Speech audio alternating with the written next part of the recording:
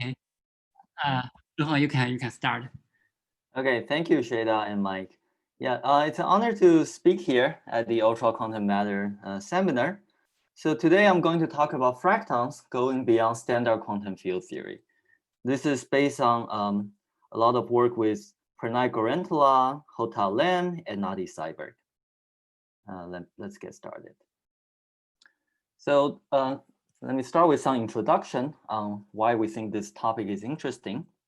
So common law states that if we start with a lattice model with local interactions at short distance, when we go to the low energy or equivalently go to the long distance, there's typically an effective quantum field theory description for the system. This law, however, has been challenged by a large class of lattice spin models known as fractons. These lattice spin models exhibit various peculiar features that I will briefly review momentarily, and they do not seem to emit a standard continuum field theory limit. So the goal of this work is to extend the framework of quantum field theory to incorporate these systems, trying to provide a continuum field theory framework for all these fracton lattice models. We have analyzed the continuum quantum field theory for various gap fracton models. This includes the XQ model, which is probably the simplest and one of the most famous gap fracton model. We have also analyzed two other models. One of them is an anisotropic model with Linions and Planon. It was discussed in this paper by Shirley Slagle and Shay Chen. We also analyzed another famous fracton model known as the checkerboard model. Most of this talk will be focusing on the XQ model, but the same formalism and strategy applies to the other two as well. Towards the end of the talk, I will discuss how we can derive new relations between these fracton models from the continuum field theory point of view.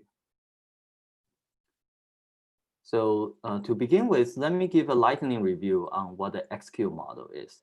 I'm sure many people in the audience have seen the definition of the XQ model many times before, but let me just give a quick review for those who are not familiar with the model. And also let me say that the details of the interactions for this XQ model will not matter that much for the rest of the talk. So don't panic if you cannot follow whether the degrees of freedom live on the link or the site and whether the interaction is associated with a cube or a star. So don't worry too much about those details. Later on, hopefully I can give a self-contained description of the XQ model from a quantum field theory point of view. But in any case, let me define the model to start with.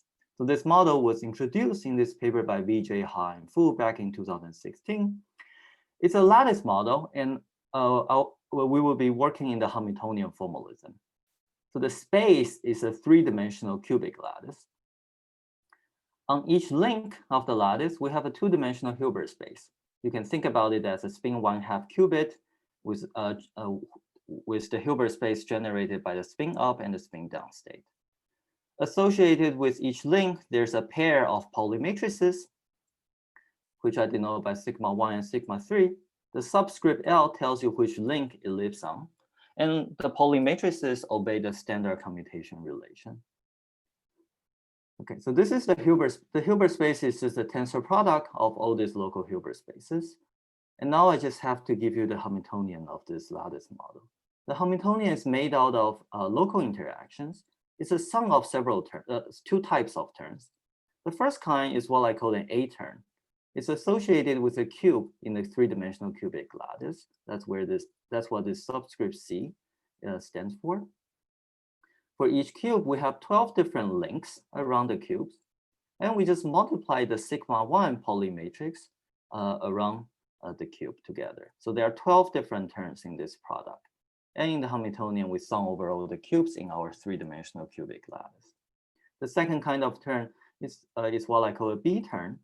It carries an index denoting one of the three spatial directions. It could be X or Y or Z. And it's associated with a vertex in our lattice, denoted by V. So let's look at the B term with a superscript Z. So associated with this vertex, we have 6 different links connected to it, but we are only multiplying the sigma-3 Pauli matrices along the x direction and along the y direction, but not those 2 along the z direction. So in this product, we only have 4 sigma-3 instead of 6. And similarly, you define bx and by in an analogous way. And in the Hamiltonian, you sum over all these terms together. The interaction is designed such that if you pick any pair of terms in your Hamiltonian, they commute with each other. In any case, this is the definition of the X-cube lattice model. And these people went on and solved the model analytically and found many surprising features.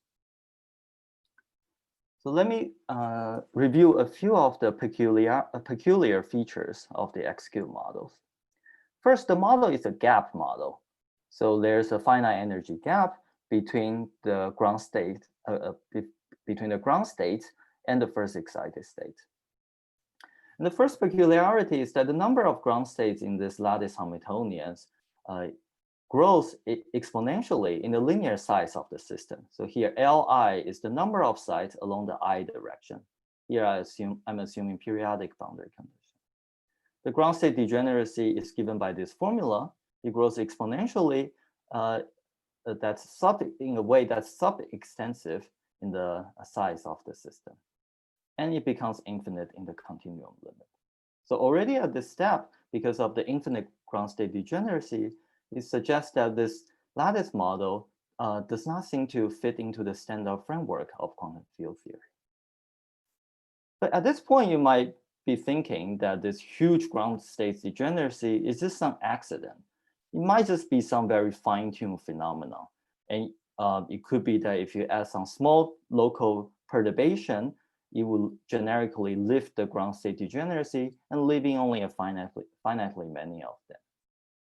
And that brings us to the second peculiarity, or maybe I should say feature, which is that this huge ground state degeneracy is robust, or in other words, stable in the condensed matter language. What it means is that any small deformation by local operator in this lattice Hamiltonian cannot lift the ground state degeneracy in perturbation theory. So this ground state degeneracy suggests something, indicates something topological, and it's not something fine-tuned. So far, we talked about the ground states, but there are also excited states in the lattice Hamiltonian. Some of the excited states have their energy concentrated at a point in space. Such point-like excitation exhibit restricted mobility. For example, a point-like excitation in this X-cube model is sometimes called a fracton, and a single fracton cannot move in isolation in space. This is another peculiarity that doesn't seem to fit into the framework of standard quantum field theory. So our goal is to try to build the quantum field theory for the X-cube model that will capture all these peculiarities. Our strategy is the following. We call it a 3-step process. In step 1, we consider a matter theory of a field phi with certain U1 global symmetry. In step 2, we promote the global symmetry to a gauge symmetry and consider the gauge theory of this symmetry, where the gauge field is denoted by A. In the third step, we couple the matter theory to the gauge theory in a way to Higgs the gauge group from U1 down to Z2. And finally, we might be looking for dual description for various purposes. So let's try to apply this strategy to a more familiar example as a warm-up. Consider the 2+1D, ordinary 2+1D Z2 gauge theory. This is the low energy quantum field theory for another very famous lattice model, the toric code. In step 1, the matter theory is a circle value free scalar field, phi. It's circle value meaning that we identify phi with phi plus 2 pi. It has an ordinary U1 global symmetry shifting phi by a phase. In step 2, we consider the ordinary one-form gauge field A mu with the ordinary U1 gauge transformation. In step 3, we couple the previous two systems together in such a way that we Higgs the U1 gauge group to Z2. In equations, the coupling looks like the following. So the coupling looks like a Stolkerberg coupling, where the coefficient 2 here means that we take the phi to have charge 2 under the U1 gauge symmetry. And since we have coupled a charge 2 scalar field to our U1 gauge theory, it Higgses the U1 gauge group down to Z2. Here, F mu nu is just the standard gauge invariant field strength, and this is the U1 Lagrangian. And with the introduction of this Higgs term, we obtain a Higgs Lagrangian for the Z2 gauge theory. At low energy, this Higgs model can be conveniently dualized to a Chern-Simons expression.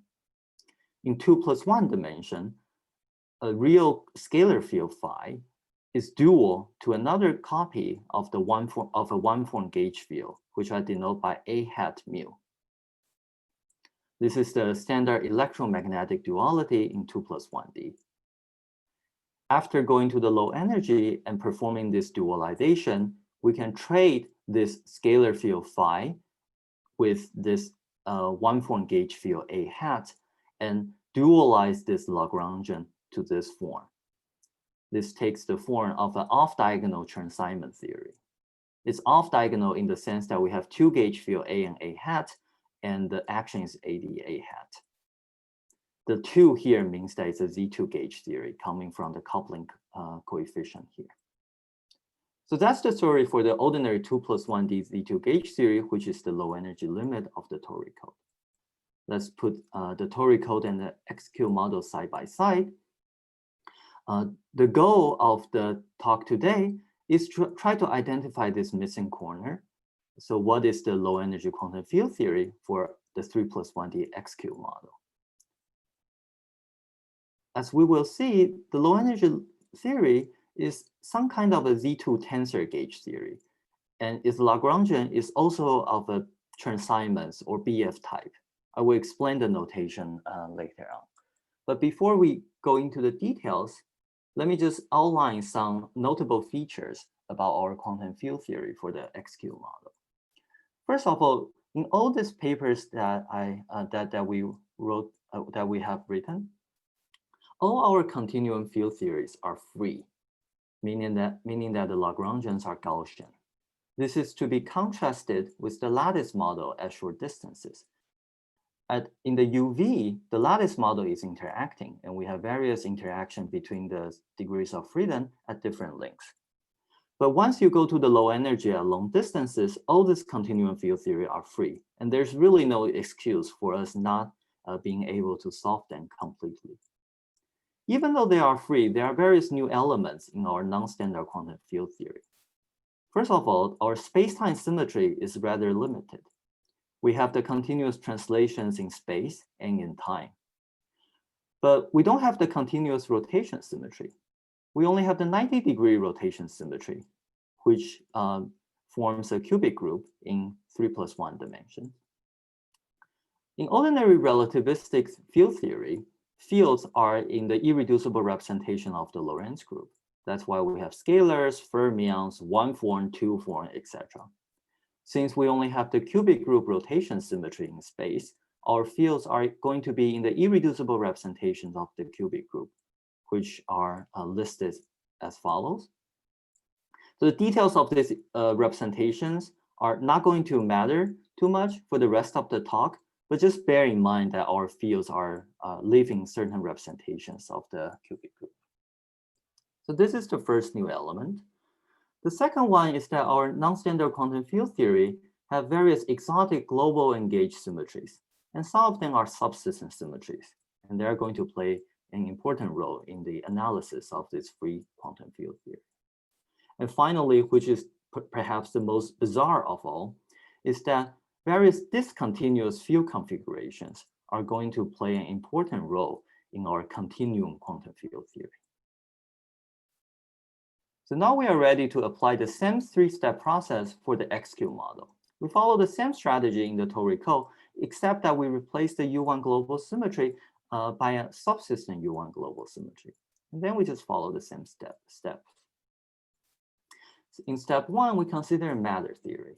This matter theory is a continuum limit of the 3+1D version of the XY plaquette model studied in this paper by Perelman-Conti, Balance, and Fisher. It's a model with ring exchange interaction. Its continuum limit is a field theory of a circle value real scalar field phi. Its Lagrangian takes this form. And as advertised earlier, this is a free Lagrangian. It's completely Gaussian and quadratic in the field phi. But the novelty is that the spatial derivative is of the quartic order instead of quadratic. This matter theory Lagrangian has a large subsystem U1 global symmetry, shifting the phi by a function of x plus a function of y plus a function of z. You can check that this is indeed a symmetry that leaves the Lagrangian invariant. So that's our step 1. In step 2, we promote the subsystem symmetry to a gauge symmetry and consider the gauge fields for this symmetry. These gauge fields have been studied extensively in the literature. The time component of the gauge field is a singlet under the cubic group. And the spatial component of the gauge fields, there are 3 of them. I denote them by Aij. You can think about Ij as a symmetric pair of indices, but importantly, I is never equals to j. So we only have Axy, Ayz, and Azx. The novelty here is that its gauge transformation has 2 derivatives here instead of just 1. You can go on from this gauge transformation, you can go on and build a gauge invariant electric and magnetic field. And you can consider U1 Lagrangian using this field. It takes the form of a Maxwell type. This is our step 2. This is a U1 tensor gauge theory. In step 3, we did as we follow the same step in the case of tori code, and we couple the previous 2 systems together to Higgs the U1 tensor gauge symmetry down to Z2. So we keep the U1 Lagrangian here, which will be irrelevant in the low energy, and introduce this Higgs Lagrangian. So now phi, which is the scalar field in our step 1, is viewed as a charge 2 Higgs or Stockerberg field for our U1 gauge theory. The 2 here reminds us that the field phi carries charge 2. And similar to the tori code case, we will perform a duality transformation on the scalar field phi here. This duality is rather exotic. It trades the scalar field phi to a gauge field whose time components is in the 2 representation, whose spatial component is in the 3 representation of S4. And after this dualization, you can write a Higgs Lagrangian in this BF type term. It's BF type in the sense that the term consists of the gauge field A hat of one type multiplied by the field strength of the other gauge field. So let me remind you, B and E are the magnetic and electric fields of the gauge field A. And the 2 here is the level of the Chern-Simons or BF Lagrangian, and it tells us that this is the Z2. This is a Z2 gauge theory. This Chern-Simons or BF type Lagrangian has also been obtained by Slagle and Kim in 2017 from a different method. So let's put the Z2 tensor gauge theory for the X-cube model side by side with the ordinary 2+1D Z2 gauge theory for the tori code. In both cases, we couple the matter fields to a U1 gauge field, and then we go to the low energy and dualize our matter field phi to another gauge field A hat. And we write the low energy continuum quantum field theory in terms of a BF type or Chern-Simons Lagrangian. You can easily repeat the same exercise for the general Zn tensor gauge theory. All you have to do is to change the 2 here to n for any integer n. But one can ask a converse question. Suppose you don't know any story from the lattice. Someone just hands you this continuum Lagrangian with some coefficient n here. How do we know this level n has to be quantized to be an integer? In standard Chern-Simons theory, the level is quantized by a large gauge transformation on compact spacetime. And here, a similar story holds true too. The level n is quantized by a large gauge transformation alpha on the Euclidean 4 torus, but the novelty is that this large gauge transformation is a discontinuous field configuration. It's given by the following configuration. Here, theta is the Heaviside theta function, and therefore this is a discontinuous field configuration. And this highlights the importance of this continuous field configuration in our exotic quantum field theory. So now we have presented a continuum quantum field theory for the X-cube model, but does this do the job? Let's try to revisit the peculiarity of fractons and see if the continuum field theory capture all these peculiarities. So let me quickly remind you that the first peculiarity is the large ground state degeneracy. This is the most subtle one, and I will return to this towards the end. The second one is that the ground state degeneracy is robust. And the third one is that the excitations have restricted mobility. Let me start with the robustness. How do we understand the robustness or the stability of the lattice model from a continuum field theory point of view? In any quantum system, small perturbation at short distances become local operators in the long distance continuum quantum field theory.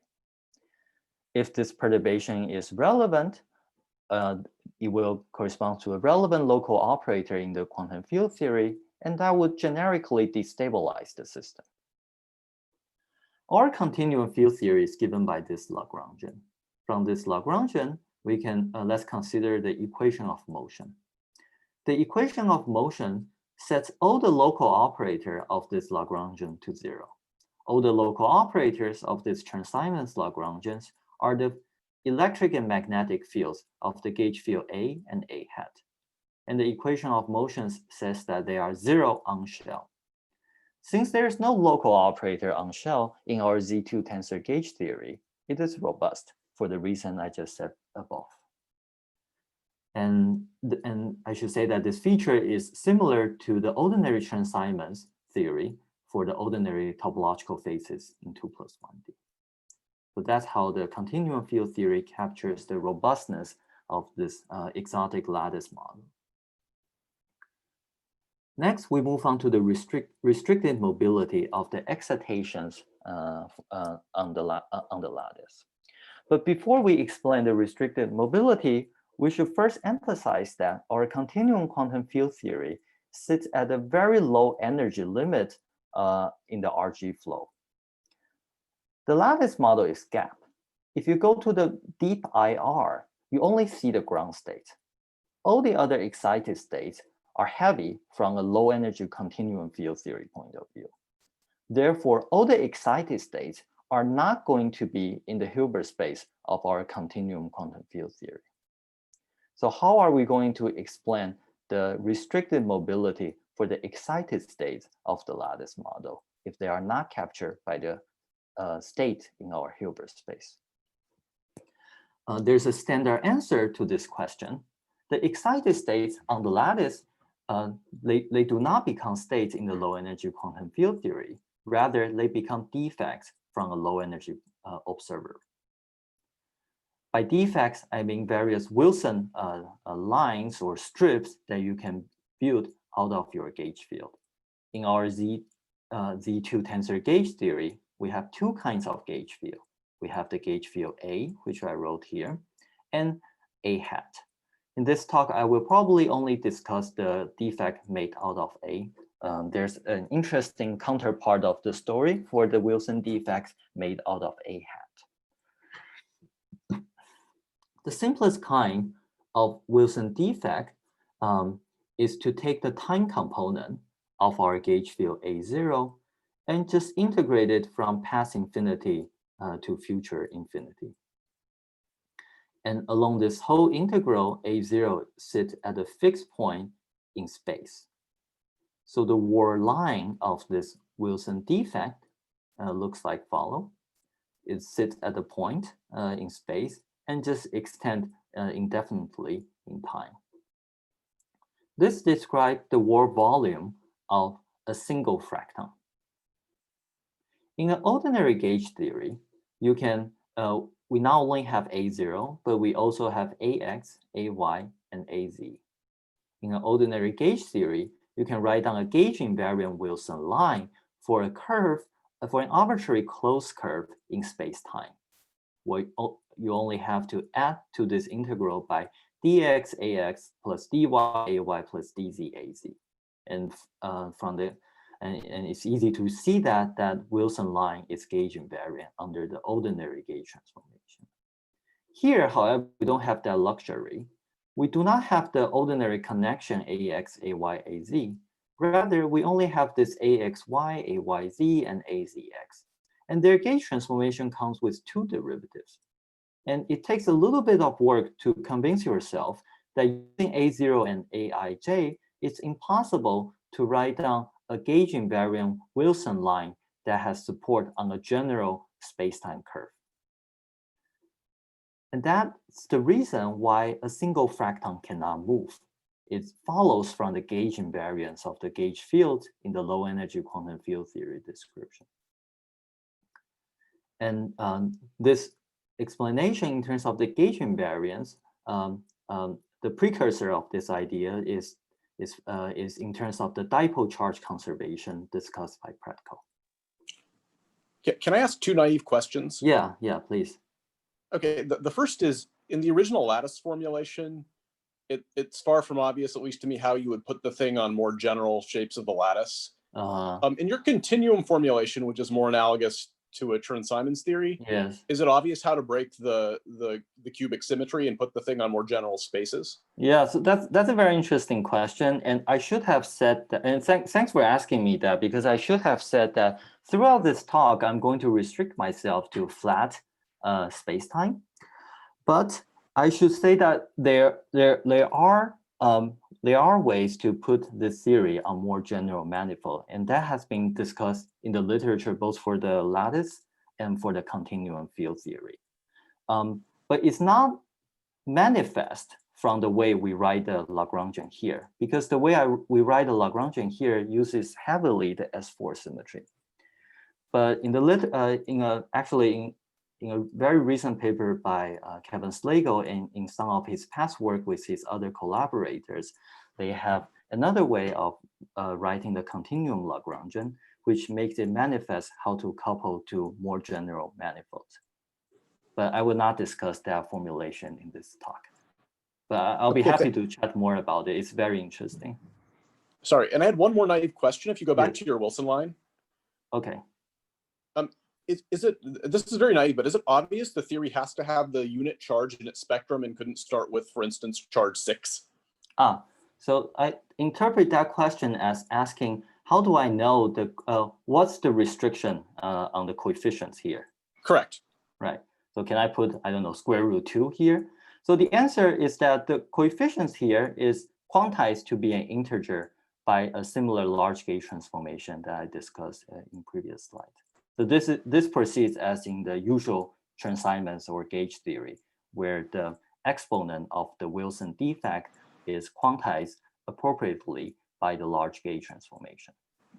So that I understood. My question is really, is there any way that you could construct a theory where the coefficient is further quantized for the defect? So for instance, you only have defects of charge 2 and 4, but not 1. Well, in that case, I will probably rescale my gauge fields to achieve that. I'm not exactly sure. I think the more invariant question, okay, I think I know how to say this better. So since you are talking about another formulation, another theory, it's not meaningful to compare the gauge fields in one theory to another. I think the more invariant question to ask is how many such Wilson defects we have. So in the Zn theory that I described, we have n of them. The coefficient can be 0, 1, all the way to n-1. And are you asking, can I have other kinds of other number of Wilson defects? Yeah, I'm asking whether there's a non-perturbative choice in terms of which defects you include. If you fix the action, so you fix the normalization of A. So typically that can be done by gauging various discrete symmetry. But yeah. Okay, any other question at this point?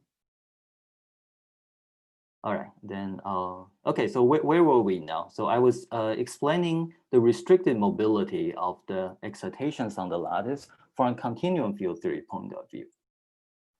So that takes care of two of the peculiarities of the XQ model. And now we move on to the third one, the huge ground state degeneracy. First of all, the ground state degeneracy, as given by this formula, is infinite in the continuum limit, as already commented earlier. So as long as so the most conservative thing one can say is that as long as our continuum field theory gives infinite ground state degeneracy, that's good enough. But we should be more ambitious and to really identify the sub-extensive scaling from a continuum point of view. To do that, we will regularize the theory on the lattice. Our continuum field theory has two types of global symmetries. These global symmetry operators, they come from the logical operators of the UV lattice model. One kind of the global symmetry operator is a Z2 subsystem symmetry, and it's a strip. And the other kind is the line. And you can show that they obey a non-trivial algebra. In fact, you can pick a basis demonstrated that the symmetry operators form 2Lx plus 2Ly plus 2Lz minus 3 pairs of clock and shift algebra. The most important feature of this clock and shift algebra is that it does not emit a one-dimensional representation. Its minimal representation is 2. And therefore, the very fact that we have this non-trivial algebra forces our ground state degeneracy to be this to be of this formula. So let me summarize the previous discussions. We start with three lattice peculiarities: the large ground state degeneracy, the robustness, and the restricted mobility of the excitation. And we provide quantum field theory explanations for them. The ground state degeneracy is explained by the subsystem global symmetries and their algebras. That's the presentation I gave in the previous slide. But I should also comment that in our paper, we provide three other derivations of the ground state degeneracy using various dual descriptions of our ZN tensor gauge theory. And they give independent check of this formula, but I will not have time to discuss them, but I'll be happy to talk about it offline. Second, the robustness of the UV lattice model is explained by the absence of local operators in our continuum quantum field theory. This aspect is very similar to the standard transition theory. Finally, the restricted mobility is explained by the gauge invariance of the Wilson defects. And the precursor of this idea is Practical's dipole charge conservation. So this concludes our discussion on the XQ model. And in the remaining 4 or 5 minutes, I would like to mention quickly on what we did for some other fractal models. Following the same strategy, we have analyzed the continuum limit of 2 other ZN gap fractal models. This is going to be in a paper to appear with Pranay Gorentala, Hota Lam, and Nati Seiberg. The first one is an anisotropic of lineons and planons. Both the lattice model and the continuum theory has been studied in this paper. The definition of the lattice model is given in this picture. I'm not going to explain it in details, but I put a picture here so that people who have thought about this model can identify it easily. The second fractal model that we also analyze is a checkerboard model. It already appeared in the paper by Vijay, Haah, and Fu in the same paper as the XQ model. For each of this model, there's a Chern-Simons type Lagrangian for the low energy quantum field theory.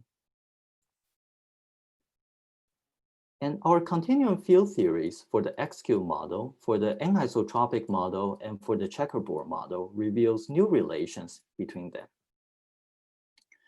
First, we found that the Z2 checkerboard model is equivalent as a continuum quantum field theory to 2 copies of the Z2 XQ model.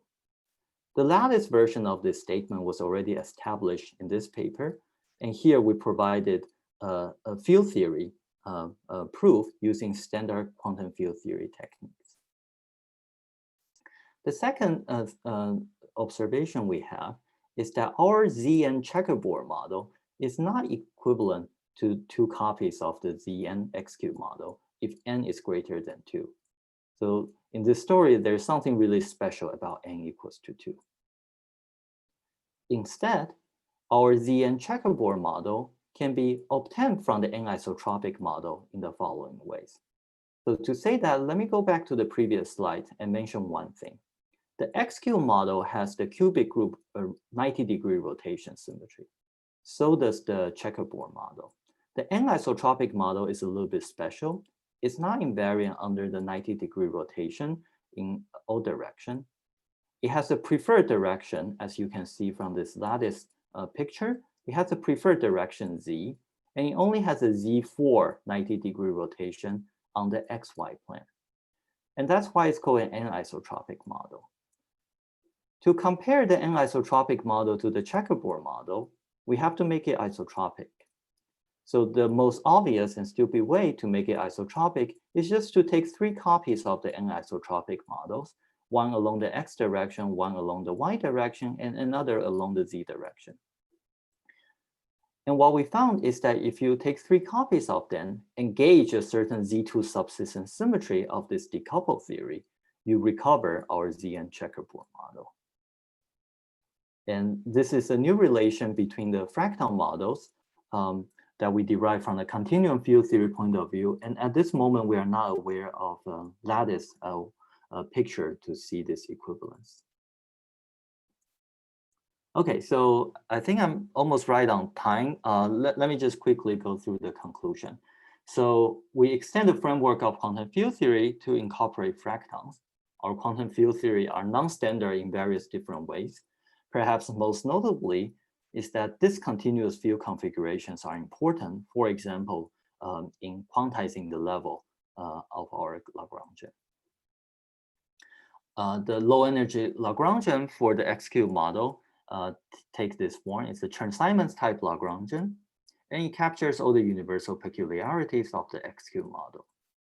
We also analyzed the continuum quantum field theory for another 2 Fracton models and found new relations between these models. And I'll end with some outlook. So at this stage, our goal is to go through the gap Fracton lattice models in the literature and trying to identify the quantum field theory for each one of them. And hopefully, as we do so, there's a more unifying and coherent picture will emerge. And second, as Shamit already asked, it will be very interesting to place the theory on more general manifolds. And I should say that a lot of work has been done, both on the lattice and in the continuums along this direction. And there are many interesting results to be discussed. And third, using the continuum field theory framework, we hope that it gives a more universal description of the Fracton model and therefore can help us finding new such models. And finally, similar for the ordinary 2+1D topological phases is conjectured to be classified by a unitary modular tensor category plus a central charge. And it's natural to ask if there's a rigorous mathematical formalism that can be used to classify gap Fracton phases. And there are many more directions to be explored, but I think I'll just stop here and thank you very much. Yeah. Thanks, Shu-Heng, for the very nice and clear talk. So we have time for questions. Question. Yes. So do you have a field theory description of Haah's Fracton order? Yeah, so that's on our to-do list. At the moment, no, but that's something we are very eager to look into. Uh-huh. Yeah, so you think these similar techniques could be used there as well with some twist, maybe? I will hope so. I will hope so. Yeah. Thanks. Yeah, thank you. Excuse me. Yeah, you mainly talk about the Z2 case. I wonder, but you also mentioned the U1 case. So before you Higgs, you Yes. have this U1 version of the theory. Yes. I wonder whether there's something general you can say about the U1 version. Whether, for example, whether I imagine U1 version would have a gapless excitation, whether there will be line nodes, or whether there will be some kind of a say quadratic cubic dispersion relation, or whether there's something general one can say for the U1 case. Yeah. So yeah, there has been in the already before our work, there has been a lot of discussions on this 3+1D U1 tensor gauge theory in the literature. Okay. There are many papers by people in the audience. They have studied this model. In many ways, it's analogous to the 2+1D U1 gauge theory, but let me not go into all these details. And in my paper with Nati, we also analyzed the U1 theory on its own right. We analyzed its global symmetry, the dispersion relation for the gapless excitation, etc. So yes, so a lot can be said for this model. And also the discussion for the Wilson defects can also be discussed in the U1 theory. And you will also find Wilson defect with restricted mobility in the U1 theory. So in that sense, this is a gapless Fracton model. But are they line-like, a point-like, what do you say about that? Those defects are the line-like, a point-like, membrane-like, what is dimension? Okay, yeah. So the simplest kind of defect is this one. So even though this slide was written in the context of ZN gauge theory, but everything on this slide also applies to the U1 theory. So the simplest kind of Wilson defect is a line in space-time, and therefore it's a point in space. So that's one point-like defect in space in the U1 theory. But it's not mobile at all. It's immobile at all. Okay. And there are more general defects. There's also a strip defect that I didn't write in this slide, but it's in the literature and also in our paper. So yeah, there's a whole interesting zoo of defects in both the ZN theory and in the U1 theory. Okay, thank you. Yeah, thanks. Since you mentioned that the U1 case is similar to two-dimensional U1 gauge theory, does the theory without matter also confine in the same way? Okay, yeah, I guess the moment I said those words, I'm responsible to answer this question. Yeah, so that's a very, very interesting question. And I kind of intentionally skip over that when I organize my talk. But I'm very grateful for you to bring this up because I think it's really interesting and subtle. So starting from the lattice, so there's a lattice version for this U1 gauge theory, and and the lattice model on the lattice, the low energy phase of this model will be gap, similar to the ordinary 2+1D U1 lattice gauge theory. There will be multiple proliferation, and that will destabilize the system. But there's also one important distinction here, which is that if you take the continuum limit of this U1 model, to be more specific, let's consider our system in a finite size torus. So we keep the size of the torus fixed, and we shrink the lattice spacing. At the same time, we might need to scale the coupling constant in certain ways.